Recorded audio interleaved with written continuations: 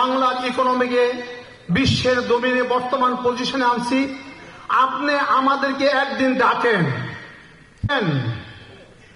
আমরা বাংলাদেশ সরকারকে এই বছর আমরা 2 লক্ষ কোটি টাকা দিছি। আপনি বলেন আমাদেরকে কি সুবিধা দিলে আমরা আগামী বছর 3 লক্ষ কোটি টাকা দেব। স্যার, আমরা বিদেশি ইনভেস্টমেন্ট অবশ্যই একটা করব, কিন্তু মনে রাখবেন আমার রুটস অফ মাই রুটস এই দেশে, আমার পূর্বপুরুষ থেকে আমি এই দেশে, আমার সমস্ত অর্জিত টাকা এই দেশেই গচ্ছিত, এদেশেই ব্যক্ত, এদেশেই প্রথিত। কিন্তু বিদেশিরা আপনি গতকালকে পেপারে দেখছেন স্ট্যান্ডার্ড চার্টার ব্যাংক তাদের হাইয়েস্ট প্রফিট 3000 কোটি টাকা করছে। তারা টাকাটা গতকালকে নিয়ে গেছে। কিন্তু আমার টাকা আমি যদি 100 কোটি টাকা প্রফিট করি, আমি পরের বছর আরো ধার দেনা করে ব্যাংকের থেকে আমি 200 কোটি টাকা ইনভেস্ট করার জন্য আমি চেষ্টা করি।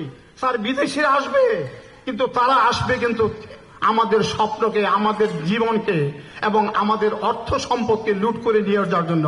সুতরাং আমি মিনতি করব, বিদেশিরা আসুক, আমরা ওয়েলকাম। আপনি জানেন স্যার, বার্মার মতো জায়গা আপনাকে জায়গা কিনতে দিবে না কেউ। আমরা 6 বছর বার্মাতে ঘুরছি, আমাদের আমির খসরু মাহমুদ স্যার চৌধুরী সহ 6 বছর আমরা ঘুরছি বার্মাতে।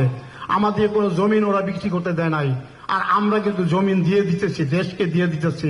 আমাদের ভাবতে হবে, আমরা দেশের উন্নতি চাই, আমরা জীবন মরণ দিয়ে এখানে কাজ করব, এই দেশকে সোনার বাংলা নয় হীরার বাংলা করব। আপনি আমাদেরকে ডাকেন, আমাদেরকে সুযোগ দেন। আপনি আমাদেরকে দয়া করে 500 একর জমিন একদিনে আপনাদের সমস্ত প্রবলেম আপনি সলভ করে দিচ্ছেন। আমরা কংগ্রেচুলেট আপনাকে। আপনি দয়া করে মিরিশ হইতে আমাদেরকে গ্যাস, পানি, ইলেকট্রিক ব্যবস্থা করে দেন। আমাদের স্বপ্ন এই বাংলার জমিনে কোনো বেসিক স্টিল মিল নাই, আমরা আয়রন ওর থেকে সেই স্টিল মিল করব। ইনিশিয়াল $5 বিলিয়ন ইনভেস্টমেন্ট হবে। আমাদের টাকা দেওয়ার জন্য বিশ্ব ব্যাংক রাজি আছে, এশিয়ান ডেভেলপমেন্ট রাজি আছে, আমাদের জাতীয় ইসলামী ব্যাংক রাজি আছে। টাকার কোনো অভাব নাই স্যার। দয়া করে আপনি আমাদের বীরের সহায়তে গ্যাস, পানি, বিদ্যুতের ব্যবস্থা করে দেন। আমরা এই দেশে মিরাকল করবো। আসসালামু আলাইকুম।